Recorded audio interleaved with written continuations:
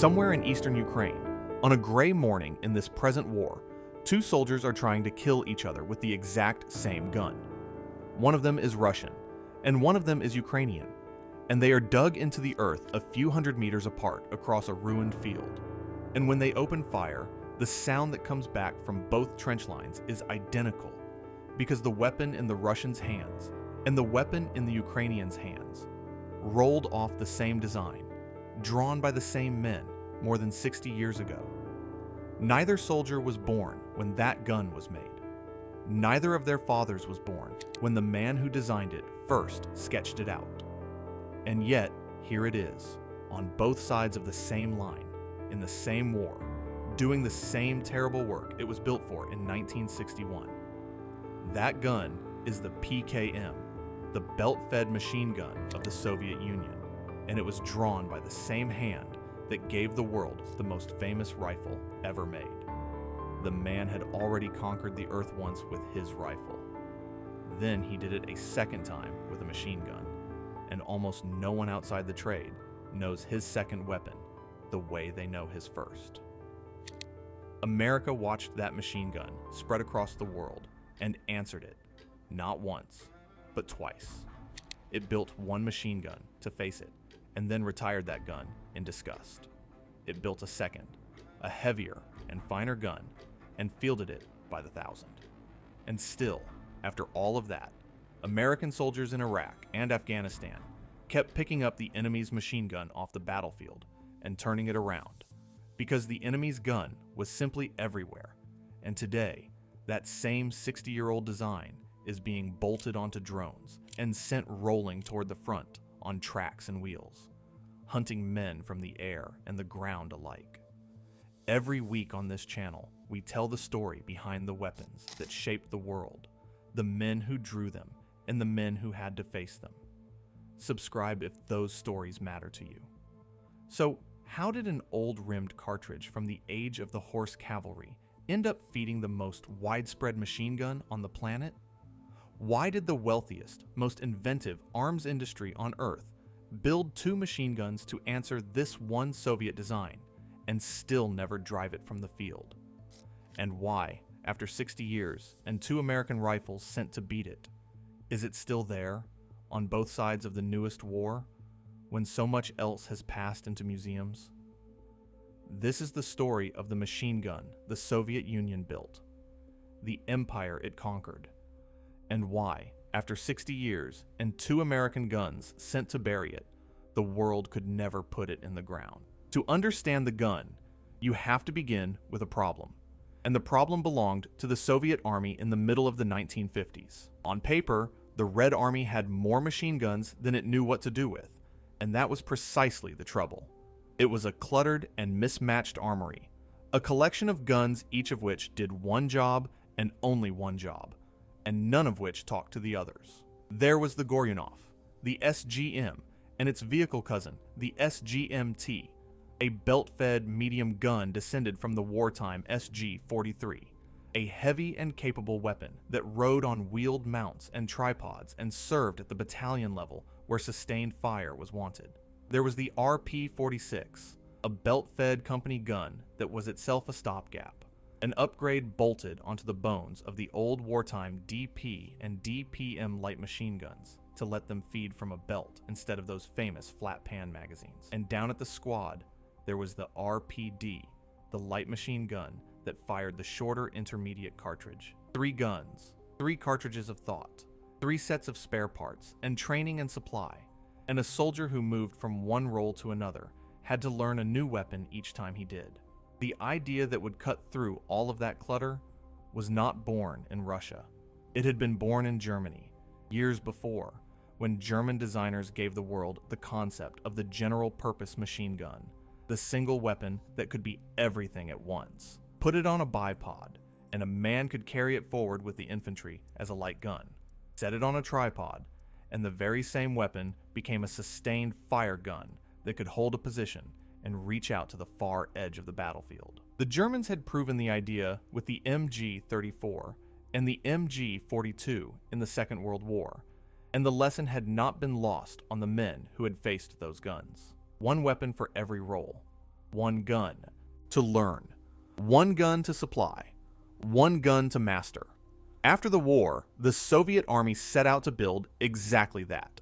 And in December of 1955, the State Artillery Directorate opened a contest to find it. The demand written into that contest was simple, and it was ruthless. Design one machine gun that could replace two. It had to take over the company-level job then held by the RP-46, and it had to take over the battalion-level job then held by the Goryunov, and it had to do both by changing nothing more than its mount. And here's the first place where a careful storyteller has to plant his feet, because it is the single correction the comments will catch faster than any other. The new gun was meant to replace the RP-46 and the Goryunov. It was not built to replace the RPD, the squad light machine gun. That job, the replacement of the RPD, went to an entirely different weapon, the RPK, which was a heavy-barreled version of the famous rifle. Say that the new machine gun replaced the RPD, and 1,000 men who know their Soviet small arms will correct you before the video is an hour old, and they will be right to do it. The RP-46 and the Goryunov were the targets. Remember that, because it is the whole shape of the problem. Now, we come to the man, and to the team around him, because he never worked alone, and the honest story never pretends that he did. His name was Mikhail Timofeyevich Kalashnikov, and by the middle of the 1950s, he was already something close to a legend inside the Soviet arms world. The rifle that carried his name had been adopted years earlier, and was already spreading through the armies of the Soviet bloc. The weapon that would go on to become the most produced firearm in the history of the Earth. A lesser designer might have rested on that alone. Kalashnikov did not. He gathered a design team, men whose names deserved to be spoken alongside his own, engineers who ground out the 1,000 small solutions that a working machine gun demands, and he set them against the machine gun contest. They were not the favorites. This is the part of the story that gets forgotten, smoothed over by the fame of the name, and it is the part that gives the whole thing its drama. The frontrunner in that contest was not the Kalashnikov design at all. It was a rival gun, the Nikitin Sokolov, drawn by two other designers, and by every early measure, it was ahead. It was further along, it was favored by the Directorate, and for a time it looked very much as though the Soviet general-purpose machine gun would carry someone else's name entirely. The story of the PK is not the story of the obvious champion strolling to an easy win. It is the story of the underdog coming from behind. Kalashnikov's team pushed their design hard through the trials, and when the guns were dragged out into the field and tested against one another in the conditions a real war would throw at them, the Kalashnikov gun won on the things that mattered most to a soldier who would have to trust it with his life. It won on reliability. It won on simplicity. It won on the way it handled its ammunition.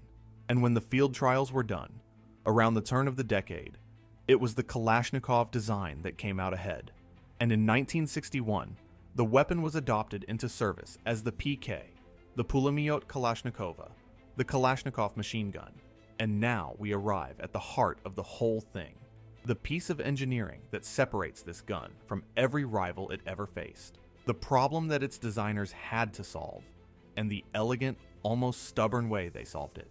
To understand it, you have to understand the cartridge, because everything about this gun bends around the cartridge, and the cartridge is old. It is the 7.6 2x54R, and that final letter, the R, stands for rimmed, and it is the key to everything. This is not a modern round. This is the cartridge of the 1891 Mosin rifle, the long bolt-action rifle that the soldiers of the Tsar carried into the mud of the First World War. It was already old when Kalashnikov was a boy. By the time his machine gun was built around it, the cartridge was 70 years old. Let that sit for a moment, because it is the correction that separates the people who know this gun from the people who only think they do. The round in this modern machine gun is 7 decades older than the machine gun itself. The gun is the young thing. The bullet is the antique. That rim, the little protruding lip at the base of the cartridge case, was a perfectly sensible feature back in the 1890s, when it gave a rifle a firm ledge to grip and to extract. But it is a nightmare for a belt-fed machine gun, and here is why. A modern machine gun that fires a rimless cartridge, the kind of cartridge with no protruding lip, can do the simplest thing imaginable. It can shove the round straight forward, pushing it out of its link in the belt and directly into the chamber in one clean motion. A push-through feed, fast and simple and reliable. You cannot do that with a rimmed round. Those rims catch on one another. Try to push a rimmed cartridge forward through a closed link, and the rim locks against the cartridge behind it, and the whole thing jams. The very feature that made the old round work in a bolt-action rifle makes it fight against a modern belt gun. So the designers faced a choice. They could abandon the old cartridge and its vast existing stockpiles, and its long ballistic pedigree, or they could invent a feed system clever enough to tame it. They chose to tame it. The solution is a thing of real mechanical beauty, and it works in two stages, backward and then forward. The belt is a metal belt with closed pockets, non-disintegrating, meaning the belt stays in one piece and can be gathered up and used again rather than falling apart into loose links as it fires. Because the pockets are closed, you cannot push the cartridge forward out of them at all. So the gun does the opposite. On the rearward stroke of the action, a claw grips the rim of the cartridge and pulls it backward, drawing it straight out of the belt link to the rear. Only once the round is free and clear of the belt does the second stage begin. The cartridge is then lowered into line with the chamber, and on the forward stroke, the bolt drives it home. Pull it back, then chamber it forward. Two motions where a Western gun uses one. It is more complicated than a push-through feed, and that added complication is the honest price the gun pays for keeping its 70-year-old cartridge. But it is reliable, and it is clever, and it is the single most important thing to understand about how this weapon actually works. Every rival machine gun in the West that fed a rimless round could push straight through. This gun had to reach back and pull because it was built to feed a bullet from the age of the cavalry charge. The rest of the weapon was built to the same plain and rugged pattern. It fed from that reusable metal belt out of boxes that clipped to the gun. Ace Hal E, 100 rounds for the infantrymen moving light, 200 and 250 for the heavier work, with the classic load being a 100-round box hung right under the receiver so the man could carry his gun and his ammunition as a single package. The barrel was chrome-lined against wear and against the corrosion of the old ammunition, and it could be swapped in the field without tools when it grew hot. And the numbers the gun put out were serious numbers, the numbers of a full-power weapon and not a light one. It drove its bullet out of the muzzle at something like 825 meters a second. It could reach and hit a man-sized target out to about 1,000 meters on its bipod, and its sights were marked out past that to 1,500, with the bullet still capable of killing far beyond where any man could aim it by eye, out toward the better part of 4,000 meters at its extreme. And it laid down that fire at a rate you have to state as a range rather than a single figure, because the sources honestly disagree. Somewhere between roughly 650 and 750 rounds a minute, with some accounts stretching the span wider still. Cite it as a range and you are safe. Nail it to one exact number and someone will hand you a different one. Now, you will very often hear this gun described as an AK action turned upside down, and there is truth in that, but it is a truth that has to be handled with care, because it is the second great trap the comments are waiting to spring. The operating principle is indeed familiar. It uses a long stroke gas piston and a rotating bolt, the same basic method that drives the famous rifle, and in the machine gun, that layout is essentially flipped over, so that the belt feeds across the top of the receiver, where the rifle's magazine would feed from the bottom. As a way of grasping the operating principle, the inverted action description is genuinely useful. But do not walk away thinking this is simply a rifle that someone scaled up with a photocopier. It is not an AK that got bigger. It fires a completely different cartridge, the old rimmed round rather than the rifle's shorter intermediate one. It feeds from a belt, not a magazine. It fires from an open bolt, not a closed one, and it fires on full automatic only, with no semi-automatic setting at all, because it is a sustained fire weapon and not a marksman's tool, and it carries that two-stage rearward feed that no rifle ever needed.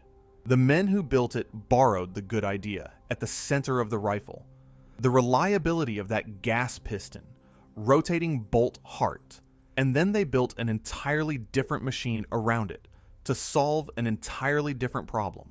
Borrowing the engine is not the same as copying the car.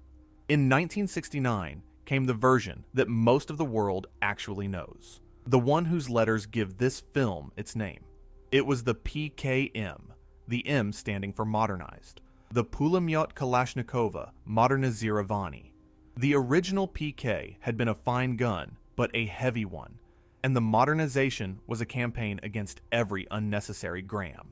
The engineers went over the whole weapon and cut. They gave it a lighter barrel without the heavy fluting of the first pattern. They added a carry handle to make the gun easier to move and to change barrels with. They simplified the mechanism, improved the trigger and the sights, and trimmed weight from a dozen places at once. And the number that came out the other end is a number worth getting exactly right, because it is the gun's single proudest boast, and it is also a place where sources trip over themselves. The modernized PKM, with its bipod, came in at about 7.5 kilograms, something close to 16.5 pounds. You will sometimes see a figure nearer 9 kilograms attached to this gun, and if you do, it is almost always describing the original heavier PK, or a gun sitting on its tripod. For the PKM on its bipod, the honest figure is 7.5 kilograms, and you say it with the bipod named, because that is what makes the number mean anything. Remember that weight. It is going to matter enormously when the Americans enter the story. That lightness was not a trick, and it was not a compromise on toughness. And this brings us to the legend that surrounds the gun, the reputation that soldiers on 4 continents have carried for 60 years. The PKM is spoken of, wherever men have fired it, as one of the most reliable, belt-fed weapons ever built. It runs when it has no business running. It has been buried in mud and pulled out and fired. It has been choked with the fine sand of the desert and kept going. It has been left out in the Arctic cold that seizes lesser mechanisms solid, and it has answered when the trigger was pulled. The receiver is made of cheap, stamped, and riveted steel. The parts are few. The tolerances are generous rather than fussy, and a soldier can strip it and clean it and put it back together in the field with cold and clumsy hands. That is the Kalashnikov philosophy, the same philosophy that made the rifle famous, carried over into a machine gun. Build it simple, build it loose, build it so that dirt has somewhere to go, and it will keep firing when a finer, tighter weapon has choked. But here we have to be honest, because the honest version is more interesting than the myth, and the comments will punish the myth every time. You will hear people say, "This gun never jams." That is a legend, and it is not true, and no serious person should ever say it. Every machine gun jams. Every one, given enough rounds and enough grit and enough bad luck, will eventually stop, and the PKM is a machine, and it obeys the same hard laws as every other machine. What is true, and what is remarkable enough on its own, is that it is legendarily reliable. It is trusted. It jams less, and it forgives more than most of what it goes up against. And it does so while costing very little to build and asking very little of the men who carry it. The modernized gun was guaranteed to run for at least 25,000 rounds on a single kit of spares and a pair of barrels. Call it legendarily reliable, and you are on solid ground that no fact checker can knock you off.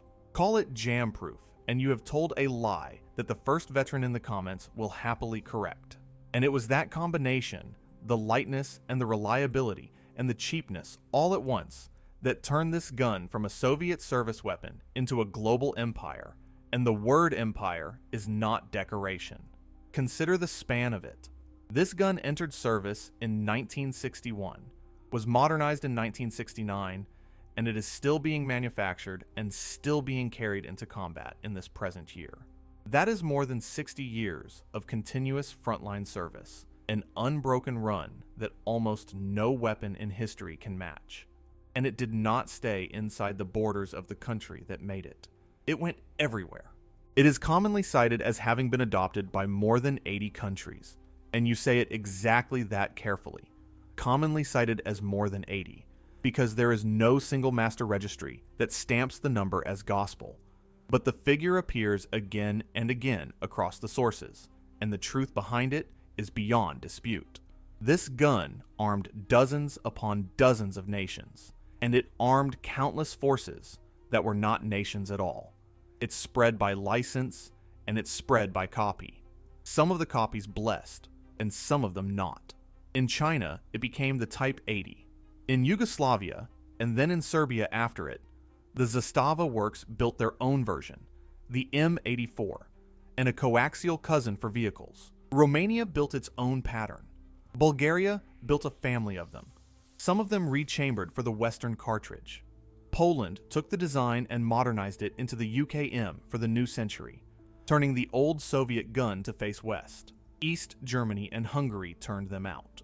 Ukraine, the very country now fighting Russia with these guns, has built its own copies. Wherever Soviet influence reached in the long decades of the Cold War, the tooling and the drawings for this machine gun tended to follow, and factory after factory in country after country began stamping out its receivers. And so it turned up in every major war of the last 60 years. It was there in the mountains of Afghanistan when the Soviets themselves fought there, and it was there in the same mountains when the Americans came a generation later, this time in the hands of the men shooting at them. It was there in the long, grinding war between Iran and Iraq.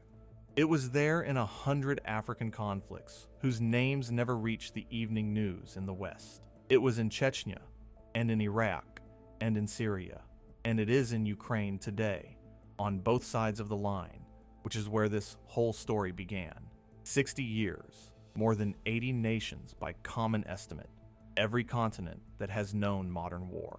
That is the empire in the title, and it was built not by conquest, but by sheer usefulness, one cheap and reliable gun at a time, until the thing was simply everywhere. Now, America enters the story, and here is where the title earns its edge, because the wealthiest and most inventive arms industry the world has ever seen set out to field a machine gun of its own in exactly these years, and its first attempt became a byword for trouble.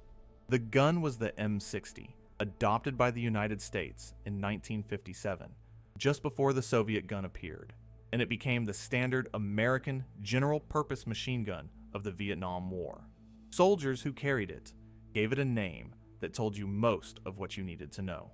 They called it the Pig. It had been stitched together from borrowed German ideas, the feed system drawn from one wartime German gun, and the operating system from another.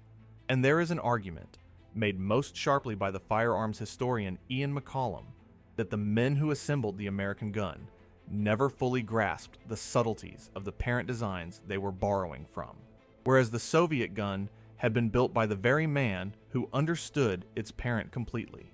That is analysis and opinion rather than hard fact, and it should be offered as one man's well-reasoned view. But the troubles of the MS-60 were not opinion. They were documented, and they were real. Early guns had reliability and durability problems. Parts could be assembled in the wrong order, and the gun would still go together, dangerously. The gas system could be put back together incorrectly. The barrel on the early guns carried the bipod fixed to it and had no carry handle, so that a man changing a hot barrel in the field needed an asbestos mitt to keep from burning his hand. The receiver could loosen at high round counts. It was a serviceable gun that soldiers made work through skill and effort, but it was never loved the way its enemy's gun was trusted. And so, America did the thing that sits right at the heart of this whole story. It gave up on its own machine gun.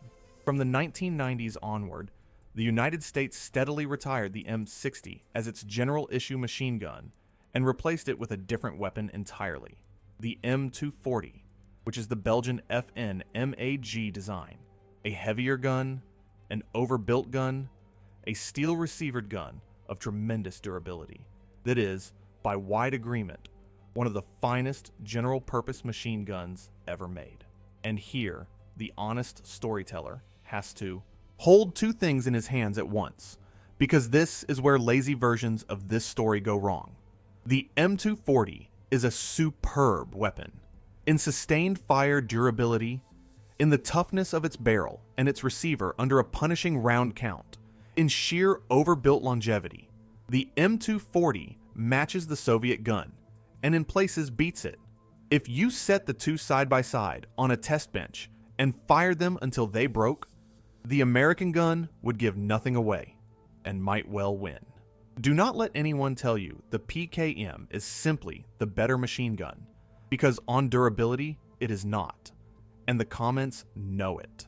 The Western gun earned its place, but it earned that durability by being heavy, and the M240 in its infantry form weighs on the order of 27 pounds against the 7.5 kilograms, the 16.5 pounds of the gun it was up against. America chose to carry 10 more pounds of steel up every hill in exchange for that durability, and that was a fair and deliberate choice. And notice what it means for the shape of this whole tale.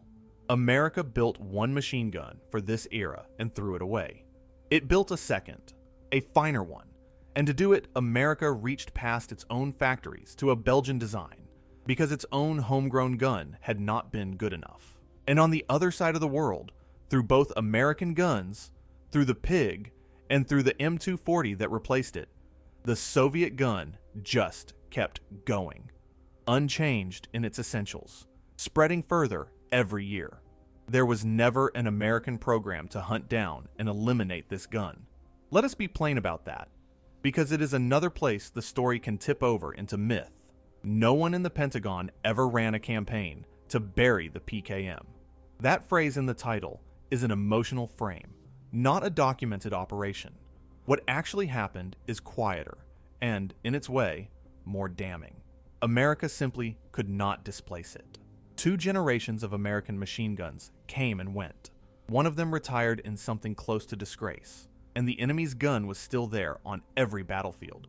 So common that American soldiers in Iraq and Afghanistan routinely picked captured ones up off the ground and used them. Because when a gun is everywhere, it becomes everyone's gun. The Soviet weapon outlived the American weapon of its own generation. That is the true and defensible core of the whole title, and it needs no exaggeration to land. The story does not end with the old gun sitting still, because the design kept evolving, and its most important modern child is a weapon that people constantly confuse with its parent, which makes it the last trap worth naming. In the late 1990s, the Russians developed, and around the turn of the century adopted, a new gun on the same bones called the PKP, nicknamed the Pecheneg. To the untrained eye, it looks like just another PKM, and people carelessly treat the two as the same gun. They are not. The Pecheneg made one fundamental change to the whole concept. It threw away the quick change barrel, the very feature the original gun had inherited from the old Goryunov, and replaced it with a single fixed heavy barrel wrapped in a forced air cooling jacket that draws cooling air over the barrel as the gun fires, in the manner of a much older machine gun from an earlier age. The point of that change is that the Pecheneg does not need to swap barrels at all during sustained fire. The old gun kept firing by changing hot barrels for cool ones. The Pecheneg keeps firing by cooling its one barrel as it goes, giving tighter accuracy over a long burst and roughly doubling the life of the barrel. It is a genuinely different concept, not a facelift, and a PKM is not a Pecheneg. Keep those two straight, or the specialists will do it for you. Which brings us all the way back to that gray field in Ukraine, where 2 soldiers who were not yet born when this gun was designed are firing the same weapon at each other across a few hundred meters of ruined ground. Both armies in that war carry it. Both armies have mounted it onto machines that its designers could never have dreamed of, bolting these old belt-fed guns onto small ground drones that crawl toward the enemy on tracks, and salvaging vehicle versions out of wrecked tanks to press back into the hands of infantry. A design from 1961, feeding a cartridge from 1891, is riding into battle in this present year strapped to a robot. That is the strangest and most fitting possible end for this story. An antique cartridge and a Cold War gun carried into the newest kind of war by machines from a science fiction future. Think about what that means. The Soviet Union that built this gun no longer exists. It fell, and its flag came down, and its empire dissolved into a scattering of separate nations more than 30 years ago. The company town that first stamped these receivers has changed hands and changed names. The Cold War that gave the gun its purpose ended in a world that has been remade twice over since, and yet the gun outlived all of it. It outlived the state that made it. It outlived the pig. The American gun of its own generation, retired and gone. It has stood alongside the M240 for a whole generation more, without being pushed from a single one of the world's battlefields. The empire the title speaks of was never the Soviet Union. Not really. The Soviet Union was buried long ago. The empire that could never be buried was the gun itself, this cheap, loose, reliable, 7.5 kilogram machine that a man could clean with cold hands in the dark, spread across more than 80 nations and 60 years, and every war that mattered, still firing on both sides of the newest one, still being answered by an America that built 2 guns to face it and never once managed to make it disappear. So tell us in the comments, did you ever carry one of these guns? Or did you ever face one from the other side of a line? If you served and you knew the sound of this gun, whether it was yours or the enemy's, we want to hear what you remember. The weight of it on a long march. The way it ran when it should not have. The story that came with it. Every one of those stories is worth reading. So please leave yours below. And if you want to be here for the next one, for the next weapon, and the next story of the men who built it, and the men who had to face it, do us one small favor and subscribe to the channel, and we will see you in the next